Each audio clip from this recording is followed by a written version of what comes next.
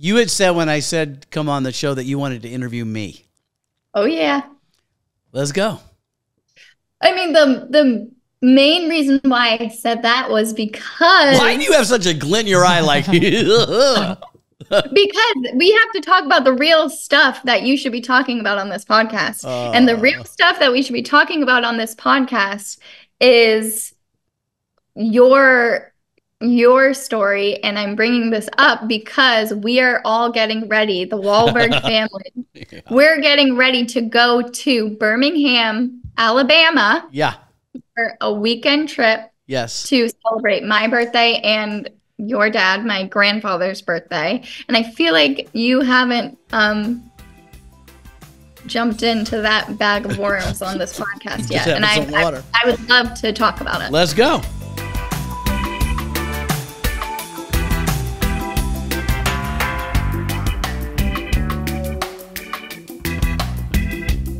Let me know when you're ready. I'm going. It's going? It's going. Hi, Kaylin. Hey, Mark. Good morning to you. Good morning. Thank you. So much to talk about. I got a great episode for you guys. First of all, welcome to the podcast, Bonfire Talks with me, Mark Walberg, and my good friend, Kaylin Bean. By the way. Welcome back. Thank you, buddy. Yeah. This morning, I played the Johnny Ringo clip of your dad. Oh, yeah. For Ravi. Yeah. And she was like, what? The one I showed you last week. Yeah, well, it's a classic. Well, yeah, clip. the scene. It's amazing. Yeah. Kaylin's father is Johnny Ringo in Tombstone and a bunch of other stuff. And they have a great podcast called... it's not available yet. It's coming out very soon. But when it is, I will definitely let you all know. That's, by the way, the theme. Things we're doing we can't talk about. So I just got back in town. I was in Hawaii, everybody. Can't tell you why. Just vacation. Vacation. It was, we'll call it vacation with pay for something that I'm hearing may be spring. Spring. Yeah, the thing I can't tell you, but you'll be thrilled about. It's a good time for things you can't It's a good time for a vlog about my vacation. Right. Yeah. In 10 episodes. Yeah. Yeah. That's going to be fire, by the way. Mm-hmm. Like ridiculous fire. Bonfire? It's bonfire. If we were to find a word for it, I would say it burns like a bonfire. Right. Well done, Kaylin. And I don't like to brag, but now I'm kind of a big deal. And do you want to know why? Why is that? Because Olokai. What's an Olokai? Good question. Olokai is a shoe brand with a Hawaii bite. I don't know if they're from Hawaii, but that's a Hawaii thing. And they make the most comfortable shoes in the world, and they sent me some love. So unlike all of the influencers, I like don't influence anybody, but they hooked me up. So look at these. Nice. I'm only wearing these all summer. They sent me 2 pair of these, a pair of golf shoes that are sick, and a pair of other like canvas shoes. It's all the shoes I need for all of summer. So thank you, Olokai. You made me feel very important. Great to get free things. And you guys who are listening and watching, buy Olokai shoes so that I can prove that I've influenced someone. But let's get to a couple things. First of all, I was out of town on this vacation that was hot as a bonfire. And that was an incredible experience. And I can't wait to talk about it, but we're going to have to wait on that. But today, Kaylin, it's a special one today. On this very special episode. I'm both excited and scared. So let me back this up by saying, have you ever seen Step Brothers? Only 100 times. Right. Prestige Worldwide. Sure. Dobek and Huff. The greatest twosome ever until today. Uh-oh. Because with me today is we have our own Prestige Worldwide that we call, and I have a T-shirt that I should have worn. I should have worn this today, called Walberg and Hot Stuff. So think Prestige Worldwide, Dobek and Huff, same vibe. Walberg and Hot Stuff. Joining me today is Hot Stuff of Walberg and Hot Stuff. My daughter, Goldie Jane Walberg. Hello. Hi, Gold. Party time. Party time. She's zooming in from Boston. I'm trying not to take it personally that she moved as far away from me as she can. But I've been begging her to come on the podcast, Kaylin, for quite some time. There are major celebrities who've said yes quicker than my daughter has said yes to me. And Goldie, just so that we could get this out of the way, that you were on somebody else's podcast before mine. Okay, here's the thing. I know that this is your podcast. I know I'm the daughter, blah, blah, blah. But we got to get a few things straight Here we go. All right. We go any further. Okay. Because here's the thing. What's the thing? I have to say this on record. I have been telling you to do this podcast since whatever, years. It's true. And I'm honored that I'm on here before Morgan is. So you don't have to say that I'm the favorite. Okay. Well, first of all, Morgan's my son. And for those of you watching, parents are not supposed to play favorites. But I always say I have a favorite. And it's fluid. Yeah, well, right now I'm on the up and up. For the next 40 minutes, you're the favorite. But the thing is, I would love to come on your podcast every day, all day, whenever. But I get a text 20 minutes before you need me to come on your podcast. Okay, that's not exactly true, but we'll go I'm with that. busy. You're busy. You know why she's busy, guys? Can I give some background on you, and then we'll get into it? Yeah. So, both of my kids, who are adults now, every parent, Kaylin, is proud of their children. I get it. I know you get it. But my children have exceeded anything I thought was possible and continue to do so. So my son Morgan, who is often the favorite, but not today, became a Navy pilot. Crazy, right? That's intense. Goldie became a professional ballerina. Also very intense. So intense. So, and I bragged, and this is, I won't digress too much because I want to turn this over to you in a minute, but I'll digress in that one of the things I've had to grapple with is that I took so much vicarious pride in what my kids have accomplished that were so much greater than anything I could accomplish that I walked around going, my son's a Navy pilot, my daughter's a professional ballerina, that makes me something. And now both of them are transitioning into other careers for reasons, one I can't discuss and one I will discuss. And I had to really check myself, parents and soon-to-be parents, in how much my identity was attached to their success. And when they transition to other stuff, and I can't brag about that why do I feel empty? But I talked to you about this, Goldie, a little bit. And I talked to Morgan about it. And I've gotten clear on it. And I feel great about it. And what I want to say to you before we get into the part where you say everything I've done wrong as a father, I want to say how proud I am of what you're doing now.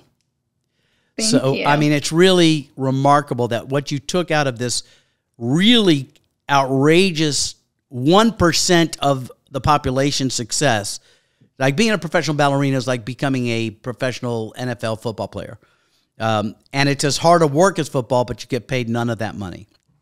So that you were able to do that is remarkable. And then that you were able to be emotionally intelligent enough to realize at some point that the toxic environment of that particular business was not paying you. And so you created a lifestyle brand on Instagram, TikTok, and YouTube that is far more successful than anything I've done on social media. So it's not true. Little pissed. That's true. Yeah, it's so true. But it's called Lazy Ballerina Club. And rather than me telling everybody what it is, why don't you give me what it is, what you think it is?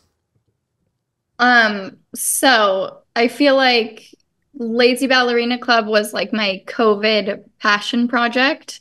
Like, I'll just give you the spark notes, but like right at the beginning of 2020, that's when I did leave my ballet company. And it's very like taboo to leave your ballet company and, you know, break that contract mid-season. And when everything shut down, I felt like I wanted to share the process and everything that I'm going through or was going through like post-ballet career, because I think in the ballet world, no one really talks about anything. They only talk about, you know, the most people know about ballet is Black Swan and like the crazy side of it. And no one is really like talking about what really happened. So I started my YouTube channel, and the focus was to just like talk about everything that happens post ballet career and, you know, the mental health side of it. And as soon as I started talking, I realized how many of us are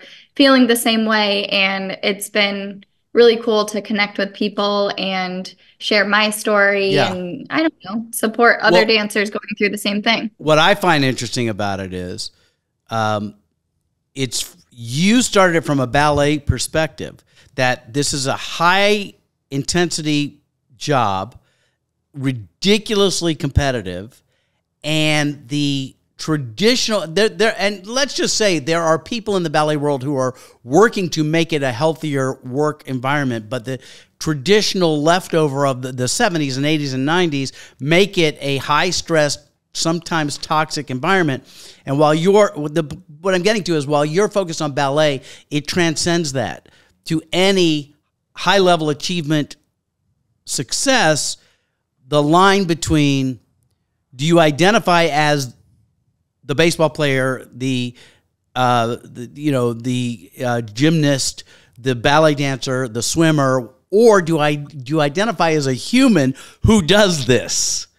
Right. And that, I think, is incredibly valuable, and incredibly emotionally intelligent and incredibly important. And I think people have responded in droves to what you're doing. And I wanted to say publicly to far less subscribers than you have on your YouTube channel, how proud I am of you for that. Well, thank you. It's funny because you don't think that I listen to this podcast, but I do. And it's interesting when I watch the episodes of you and Mom back, and I have felt like this, especially, I don't want to say that I'm about to be 29. Yeah. But I'm about to be 29. Yeah. By the way, that's less of an issue for you as it is for me. Oh my God. Because I have old kids. I feel like 28 sounds cute and fun and like everything's good. And then 29 sounds disgusting. 29 is like, what have I done with my life? I have no time left. 29 is like, oh shit. Like, whatever. That's a side note. We can get into that in a second. But it's interesting, like the older that I get, the more I catch myself in conversations or like my point of view or my opinions where it's not me speaking. I literally hear Mom's voice, or I hear your voice, and it's not even like the words, it's the mannerisms. And I catch myself like, I have spent 28 years rolling my eyes listening to all of this, and now I'm the one like preaching it. So same, because what I end up doing on TV, what I'm doing on this podcast, is the shit that Mom, Robbie, has been just chirping for 30 years in the house, and we all roll our eyes like, oh my God, we don't want to be emotionally intelligent. Just smile and nod. But let's just say it, she's the shit. No, it's literally all her fault that I am the way that I am. And I'm so grateful. And I really am grateful. Do you hear that backhanded compliment, Caitlin? Yeah. But it's true. Yeah, it's like, true. I always think that it's easier. Ignorance is bliss. Like, it's just easier to be like, I don't know, Except ignorance is bliss until you're having anxiety attacks and depression and shit because you're pretend ignorance is just not looking at the stuff that Robbie, your mother, will not let you not look at. She is like a freight train of, we're going to talk about it. And we all, Morgan, you and me and Carissa, who's now in our family, we all roll our eyes, but we all hunger for what she's giving us, and we're all better for it. And now what's interesting for me is that while the role of dad was to be the teacher to some degree throughout your life, but now with you and Morgan, the roles have reversed. So as I'm trying to figure out what I'm doing and I am able to share with you, you know, my concerns, I get this really great centering advice from you and Morgan, and that's, Caitlin, something to look forward to. Right. I got a while. Yeah, you got a minute. I say that in parenting, it goes like this. You have kids, you have no idea what you're doing. And then when they're little, you're a deity. You're like a god that they buy. Everything you say is real. And then somewhere around puberty, they become atheists to that god. And then they start to see you as a human. Yeah. They start to see the things that are great about you and also the things that are human about you or flawed. And that's shocking. And hopefully, as parents, your kids still like you and accept you. Like is a goal, but accept is important. And what I have loved about our relationship, Goldie, is that you and I are too much alike. Yes. That it's scary. We constantly are finishing each other's sentences, and I know a lot of parents say that, but ours is no. It's like it's. Telepathic. I think it's on another level, and I think what's interesting about that is like I can understand mom, I can hear her, I can interact with her, and like I can respond to her separate from myself. But I think sometimes our issue. Okay, let's go. We don't have to. I mean, I feel like you're scared of what I'm about to say. I'm not. I am going to cry with happiness. This is one of the greatest days of my life right now. I'm just saying that sometimes our issue is that we're thinking and trying to say the exact same thing 99.9% of the time, but we're also the same in, I'm calling you out. You like to talk. I like to talk. You like to be heard and I like to be heard. So we're saying the same thing and we're both yelling at each other like, why aren't you listening to me? Right. Instead of acknowledging, yes. Yeah. Yeah. Sure. But I mean, I think it's amazing. And I was going to say, when you were going on your spiel, like that frontal lobe thing that people talk about when you turn 25 and your frontal lobe is fully developed. I always thought that was like, haha, like whatever. Yeah. It's not real. But it is full on like 24. I felt one way. And as soon as I turned 25, like things were just clicking in ways that I couldn't explain. So going back to what you were saying about when you're little, you think this way. And then, it's a real thing. What's real is, I think you say 25, but it happens wherever it happens. But what happens, I think, is that you develop an understanding that whatever you held as true may not be important anymore. And now your value system goes upside down. Yeah. The things change and things that you thought were important are less important, and things that you discounted or didn't even pay attention to become more important. As you start to create a life that matters to you, which you have done. And I've never seen you happier than you are now. And can I tell them what you're doing? Yeah. Yeah. So rather than dancing and sweating, and by the way, we always say this, that Goldie is, as a ballet dancer, may not be as good as I thought she was, but she's far better than she thought she was. She was an incredible ballet dancer and is an incredible ballet dancer. And so that focus, that laser focus you had your whole life to become a principal dancer in a major company and with offers to move up to even bigger companies is a testament to your hard work and your talent and your gift. And to walk away from that to now make a difference in other people's lives, I've now realized is something far greater to be proud of, rather than being able to sit in an audience going, yeah, I made her with my loins, Well, thank you for saying that. Yeah. I mean, it's funny. Loins? I was talking. Is that what it is? You like me to bring it right back to how I made you? Yeah, I feel like it always goes that way for some reason. But I was talking to someone about this a few weeks ago, but no, I know exactly where I was. I had to do a career day at a middle school, which like I teach middle schoolers. I obviously was a middle schooler. And several different middle schools. Well, yeah, we can go. We don't need to go that way. But middle schoolers are brutal. Yeah. Like brutal. And I had to talk about, being a ballet dancer. Then I transitioned and now I'm a full-time ballet teacher. and they were asking, like, when you were younger, what did you say? What did you say that you wanted to be when you grew up? And I've always said that I wanted to be a preschool teacher. Like, I think I would say when I'm done dancing, I want to be a preschool teacher. And that was like it.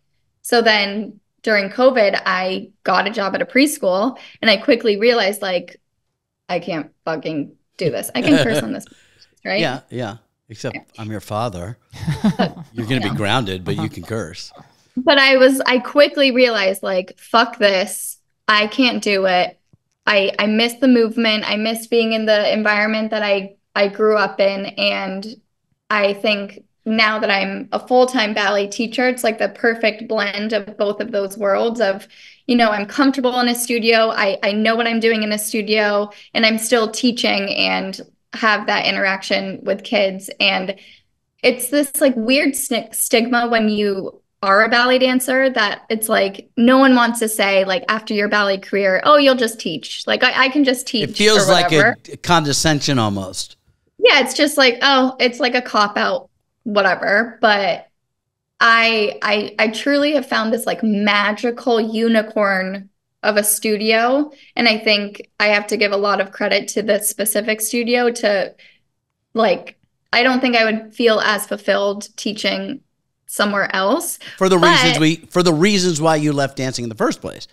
Exactly. Right. And I don't know if you've talked about this, but mom's mom, my grandma, had her own studio, did the whole thing, and it's just crazy. 3 generations, yeah. That I have now ended up doing exactly what grandma did. Like, honestly, like, not against my will, but like, it wasn't what your plan was. You found yourself there. And here's what I think is beautiful. Because I know, because of all the teachers that you've had, there are good examples and bad examples, many of them good examples. But now you get to be a lot of dancers' first teacher, and you get to set the tone of what that journey is. Because so many young girls and boys have dance as part of their early life. For some, it continues all the way up through high school. Sometimes it becomes a profession. But you get to be the one that sets what that initial tone is. And you also get to be the one in the high school years that gets to kind of have the hard talks and not be toxic in that. So you actually get to pay it forward and learn from others' mistakes and benefit from the ones who did it right. Yes, and I don't even know if you know this, but as soon as I started teaching, I immediately messaged Miss Connie, my ballet teacher, and I apologized for the student I was at middle school age, because now as the teacher, I see myself in I have my youngest student is 2, and I have all the ages all the way through seniors in high school, and I can see Goldie in every stage, and oh my God, I want to pull my hair out. So I had to apologize because I love that. I think, like, if I had me as a student, I don't know if I can. This is not the same, but it's similar. The way life works is that when I moved you in, when you got the scholarship to Washington School of Ballet, and you called me in tears because you couldn't find an apartment, and I jumped on a plane because I'm a fucking awesome dad, and came there and found you an apartment in that day. And then we moved you in, and that was going on. I remember walking down in Georgetown or Glover Park, and I was walking down to Whole Foods or something, or to the hardware store or something to get you all set up. And I called my mom, who's since passed away, and I said, I am so sorry I left you. Because I can't deal with Goldie leaving right now. Morgan leaving, I was sobbed when he went to college, and then I got over it. When you left, it was like, okay, all of the kids are gone. Goldie is now living in a place, and I moved her in. I did this to her. So I called my mom. I said, I'm sorry I never called. I'm sorry I just left. I didn't even think about how it hurt you. And I just went and lived my life. And I've since said to other parents, our job as parents is to have those children leave us. Like, if you do it right, they want to go. right? They want to go because you gave them wings. And then you just sit and cry quietly on your couch and look at your wife and go, what do you want to do today? It is different. Like, I was at the normal age of after high school, going to college age. It was like on track, but it wasn't like you were moving me into a dorm at a university. No. I was in an apartment in DC and on your own, living. That was it. Yeah. I didn't have a dining hall. I didn't have like a shuttle back and forth. And I think about it a lot. My first year, I moved to DC. I turned 18 while I'm there. And I'm in a 1-bedroom, 1-bath there's 3 girls. I know. Us 3. I know. And we set it up like a dorm. I set it up. I got 3 beds for you and set it up like a dorm in a 1-bedroom and begged them to let you live there. Teeny tiny. And it's so funny that we all loved each other. Like truly, it was like my favorite year. And then the next year, and I've talked about this, so I don't think I'm going to get in trouble. But the next year I moved to Columbus, Ohio with 2 other roommates in this huge townhouse. We have our own rooms. We have 2 bathrooms, like space, and we couldn't stand each other. Yeah. So I feel like that first year in DC was just this like magical, like we all have them. It was right where it needed to be. Yeah. The studios were everything just like it was the perfect first year away. But it is different than, moving into a dorm. Oh no, you were on your own, and we supported you as best we could, but it was crazy, and you did great. Let's change gears a little bit. All right. You had said when I said come on the show that you wanted to interview me. Oh yeah. Let's go. I mean, the main reason why I said that was because why do you have such a glint in your eye like because we have to talk about the real stuff that you should be talking about on this podcast. And the real stuff that we should be talking about on this podcast is your story. And I'm bringing this up because we are all getting ready, the Walberg family. Yeah. We're getting ready to go to Birmingham, Alabama. Yeah. For a weekend trip. Yes. To celebrate my birthday and your dad, my grandfather's birthday. And I feel like you haven't jumped into that bag of worms on this podcast yet. And I would love to talk about it. Let's go. Yeah, we're going back to Alabama. And for backstory, Alabama, I lived there my junior year of high school. So I lived in South Carolina. I was like popular kid, happy, everything's great. And then my dad got this opportunity to start a business in Alabama with my uncle, and we moved there right before my junior year started, the summer before my junior year. And then in that year, my parents separated at the end of it, and then I moved back to South Carolina. So that was a thing that was brewing. But, I think about it now that I never knew that there was a problem. But when they told me they were getting separated, I was fully aware that that was going to happen. So that undertone was there. But Alabama for me was, we lived in a town of, I went to school in a town that had 6,000 people. Okay. We lived in another little town that had 350 people. Right. And I was going to school in this town in Alabama where they hadn't had a new kid in years. They never had a Jewish kid. And I was not like alpha like I am now. I mean, oh yeah. Because, as I sit with my legs crossed and my flip-flops. So I was, so I wasn't like a big football dude. And I was kind of cute. So all the girls were like new blood. Oh my God, there's a new guy. And he has, he's somewhat cute. And the guys were like, fuck him. I got punched the first day of school in the face. And it was so shocking to me that it didn't even hurt. The guy hit me. I didn't fight back. I just went, what was that? And I just got water at the water fountain and went to class. I never acknowledged it, which is how I dealt with my whole life that year.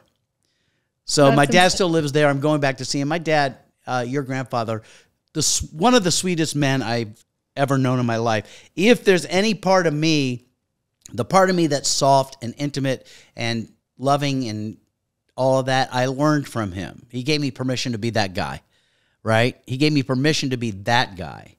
And also taught me how to get a job.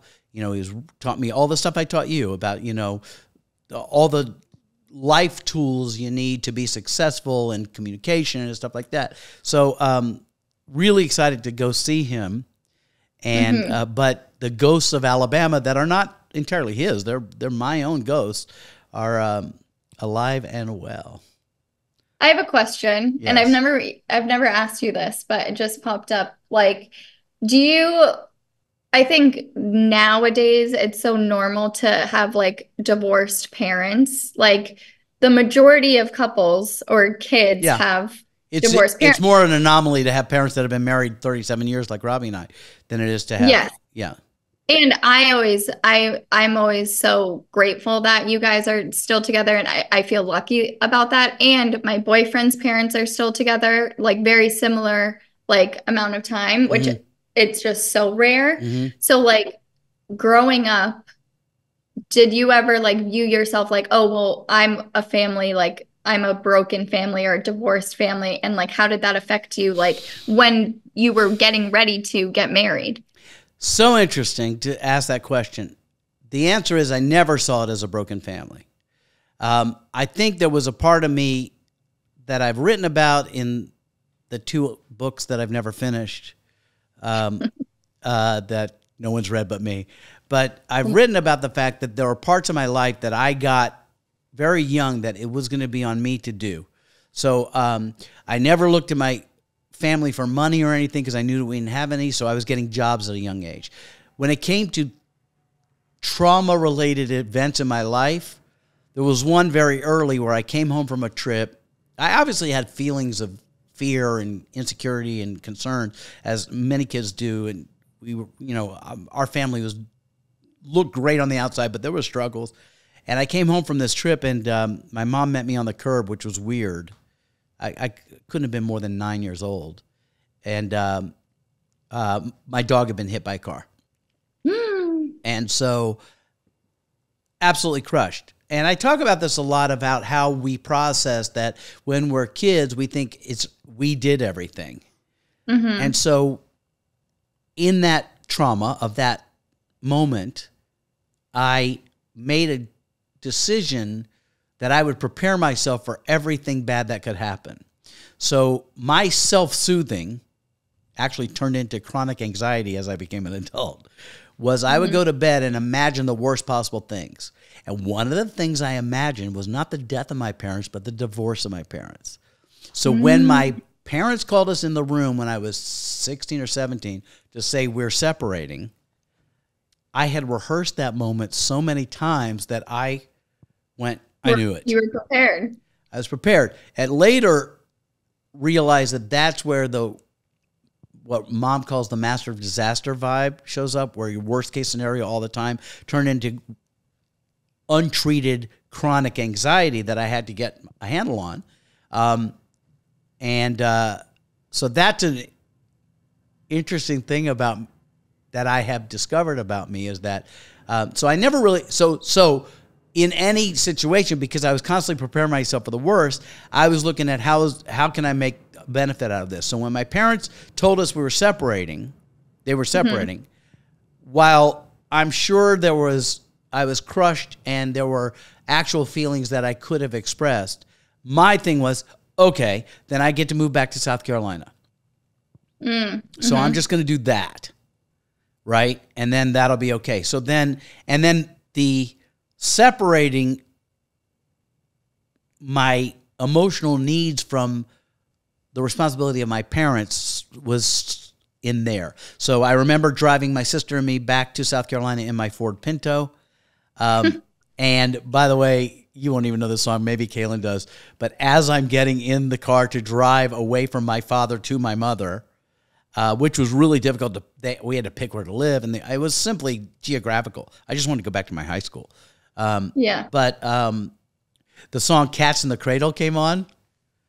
You don't know. Would you like to sing a little bit of it for us? No, I would not. Because as of right now, I'm just picturing in Forrest Gump when Jenny's in the bug looking back at the house and it's raining. So Cats in the Cradle is a song about a dad talking to his son. The son's going, Dad, will you play catch with me? And the dad's like, I'm too busy, I'm too busy, I'm too busy. And then later the dad's calling and says, hey, can you stop for a while? And the son's like, I can't. I got the kids. I got all this stuff. So it was a father-son song. Do you know the song, Kaylin? I feel like I do. Cats but it would help in the if you Cradle sang and it a silver spoon. Yeah. Fuck you. Little boy blue and a man in the moon. Yeah. When you're coming home, son, I don't know when, but we'll get together then, Dad. No, we'll have a good time then. I know that song. What are you talking about? Yeah, so that played as I drove away, and I sobbed. Drama. Drama. It's good in the movie. The Hallmark movie of my life is going to be so good. Anyway, so to me, I went strictly into survival mode. Same thing in Alabama. After getting punched in the face on the first day, I went into survival mode. What do I need to do to survive this? So I started in Alabama. I started wearing a cowboy hat bent down on the front and back with a bandana around it. I drove a Ford Pinto. I started chewing Levi Garrett tobacco, not because I wanted it, but all the other guys had trucks with spit trails down the side. So I did that so that I could not get punched. But on the weekends, I would go visit my cousins who lived in Mountain Brook and were multimillionaires and went to the most exclusive private school in Alabama. And so literally my Southern accent changed from Alabama hick to upscale Southern accent on the weekends when I was hanging out with my cousins. So I was just dancing as fast as I could. Okay. Follow-up question. This is fun. I've never interviewed anyone, but I'm glad you're enjoying it.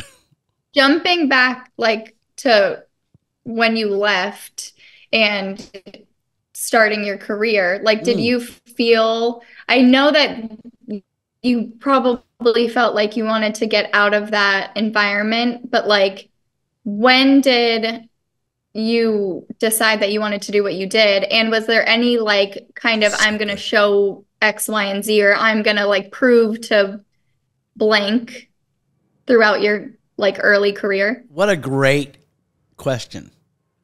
Your father must be a great interviewer. I don't know where you learned this stuff. It's really good. Come on. The answer is the survival mode that I talk about had me not overthink any decision.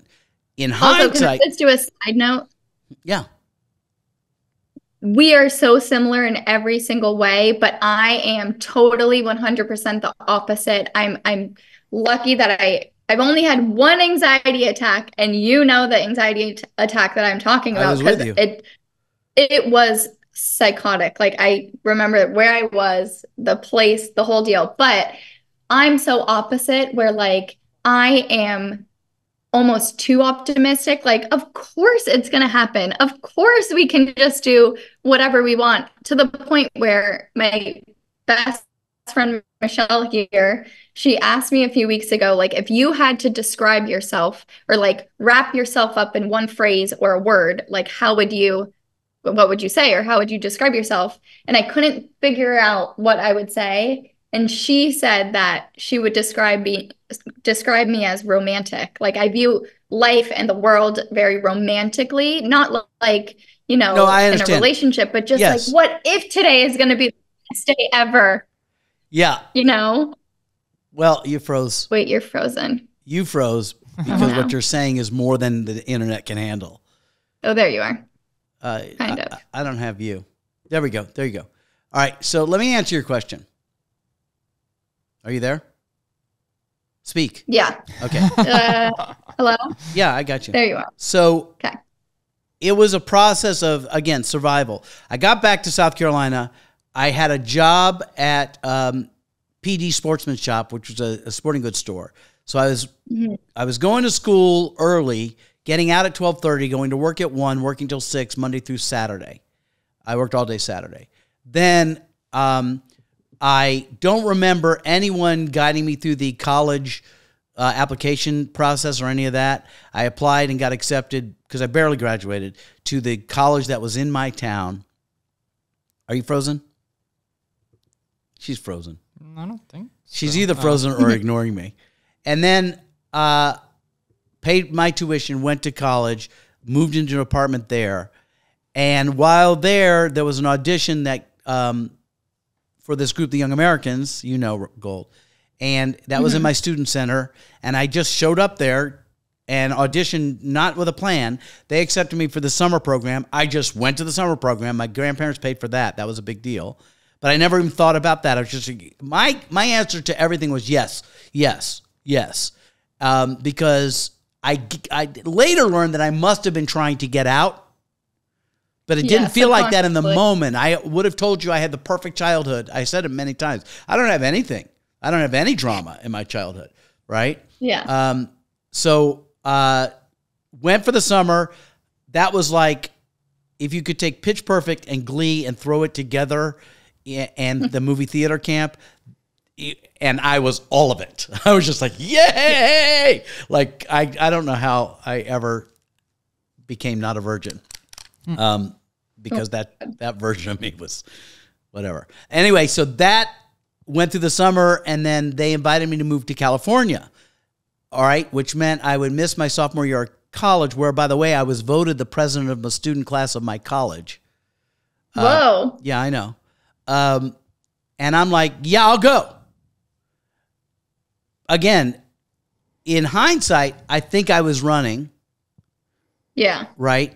Nothing for me here, let's go. But it wasn't a conscious decision. It was, okay. And I was so excited, and my mom seemed excited. And that's why I apologized. My mom was like, I never had the discussion, are you okay with me going? I just like, I'm going. She's like, okay. And that was that, and I went to California. And that, like you, Goldie, at 18 years old or 19, I was living in an apartment with 5 other guys, trying to figure out how to survive. I was working at, like retail, selling shoes during the day and rehearsing at night. And then... Not just any retail. No, I sold shoes at Nordstrom, lady shoes at Nordstrom. Women's department. That's right. Thank you. And then... and that would be the school year essentially. And then I quit my job, and then I went away for the summer to be with this group and perform again. And I came back, find another job. And that was my cycle for 2 or 3 years. And so the answer to your question is none of it was, I got to get out of here. I'm going to go make a life, including my career. It was something showed up. Okay. Sounds good to me. Yeah. And just kind of like that, to the point where in the Young Americans, then I got the job at Tibby's, which was, Tibby's was this restaurant down in Huntington Beach where there were, I'm telling. No, the fact that you haven't talked about any of this stuff, this is why you need me on this podcast, because this is everything. Yeah. Like, you have to be talking about you being a singing waiter at Tibby's. Like, are you crazy? See, I didn't even know this. We've done 25 episodes so far. What is this story? Yeah. It's not something I walk around going, hey, guys, you want to know what's really cool about me? I was a singing waiter. And by the way, I saw a video of it when I thought, and the show was great. It was like a really great show. And some of the people in it went on to be really great performers. But I thought it was fucking awesome. I thought I was awesome in it. And I can remember vividly saying, I found a tape of the Christmas show. Kids, you got to see this. I was the shit. And I played the tape, and I literally wanted to call the director and say, how did you let this happen in front of a paying audience? How did you allow me to do that in front of anyone? And that's where I met your mother. That's like, I don't know. I think you see the shows and, whatever, but it's so like surface level. Like, I don't know, the Tibbies and the Young Americans and all of that is everything. That's like the meat of who you are, to then be able to be who you are on, all of the shows that you've done. Because if you didn't have any of the Tibbies or your history, it would be different. So how I became a TV host was out of that as well. So it was a yes and yes and yes and. I'm doing the singing, dancing, dinner theater. I meet Robbie. We get engaged. We both get a job on a cruise ship. Fuck it, let's go. 6 months of that. Came off of that. Had to get a job. Had no degree, nothing. Got a job at Dick Clark Productions. Ended up being a warm-up guy because somebody didn't show up. But the point, to get to the point of what I've learned to do on TV, was because in all of these situations, I had to listen deeply to everyone around me to survive. So when I got a chance to have a microphone and be in front of it, it wasn't about me at all. It was me listening to an audience and being able to connect at a different level with an understanding now of television, because I had to work as a PA first, that when I ended up doing Temptation Island and I'm sitting on a stump and we're talking about life stuff, my ability to do that on camera. Now, the stuff I learned along the way and enhanced by what I learned in my marriage of, more time with her than childhood. But the being able to listen to any people from any walk of life and be able to understand that was born out of these chapters in my life of just trying to survive. My survival instinct couldn't be, I'm going to beat you down. It had to be, I'm going to listen for where there's danger, quite frankly, and make it okay. 100%. So we got about 10 more minutes, 5 more minutes. I know, this is terrible because we're just getting to the good stuff now. Well, ask me one more question real quick, and then we'll wrap it up. Favorite color? Just kidding. I have one more dark question, but you can just give me the Spark Notes version of it. And then we'll make it a whole episode. Yeah. Yeah, for sure. But like talking about how you viewed, the divorce and your path, and you didn't feel like you were running and it just ended up how it did. Have you ever had conversations with your parents and Aunt Karen on their perspective? Aunt Karen, yes. And we've talked recently at length because I was already a junior in high school, right? When this went down. Yeah. She was 6th grade, right? So it rocked her world. And then when I left, I could make my own destiny. And she was stuck there and then back in South Carolina. And then my mom remarried, and that was hard for her. And so her life went a different route. I now look back, Goldie, this is really perceptive of you to ask these questions. I now look back and realize that what looked like impulsive behavior, which is the theme of my life, without any motivation, actually could have been me escaping trauma and self-induced, some of it self-induced, but actually escaping to, I don't have to deal with any of this. And I think what that manifests for me is I'm not great at calling people back and keeping relationships close. Like I don't like Mark DiCarlo is like, if he meets him, he's like scheduling dinners and stuff like that. And I am a loner in that sense. I love it when we do it, but I'm a loner. So this trip going to Alabama is because I, to my own detriment, have separated from family. I'm there and I love them with all of my heart, but I am learning to be better about being connected to them because they love me too. And this trip is going to be cathartic, healing, dysfunctional, and probably laced with weed. Thank God you said that, because we're gonna need to do something. And not to bring it back to me, but I have to. And I'm introducing a boyfriend. All of that. There's so much. But honestly, like, he's the easiest one. I know. When it comes to this, it's like, okay, yeah, you're fine. Don't think I don't have a little bit of concern about everyone seeing all of my family at one time together, No, I think it's going to be incredible. And whenever I think about this trip, and like, I'm asking these deep questions, but like, none of this is deep. Like, we all love each other, and it's all going to be so fun and amazing. Well, but let me end it with this. No, I know how we need to end it. Okay. This is a perfect way to end this on my podcast. Okay. I asked you this yesterday or the other day on FaceTime. I like to do this thing where I pick out a mantra. I just had my recitals and I had to get through this big, hard week. And my mantra to get through was easy, breezy, beautiful, and the name of the studio. Right. So I think we should decide on a mantra for this Alabama trip. Well, live, laugh, love comes up. I mean, that's a classic. Yes. That's a classic one. I think the mantra is, for me, because this is what I'm working on these days, let everybody be who they are. As opposed to me trying to control. I got a comment from the podcast when I had Jess and Evan Ambrose. I know I got to wrap it up. This is it. I had Justin Evan Ambrose and Robbie and me, and it was a great podcast, and people loved it. I got one comment that has rocked my world, and the comment was, mansplain Mark. Why do you keep cutting off your wife? They're obviously digging her, and why are you trying to go, let me finish.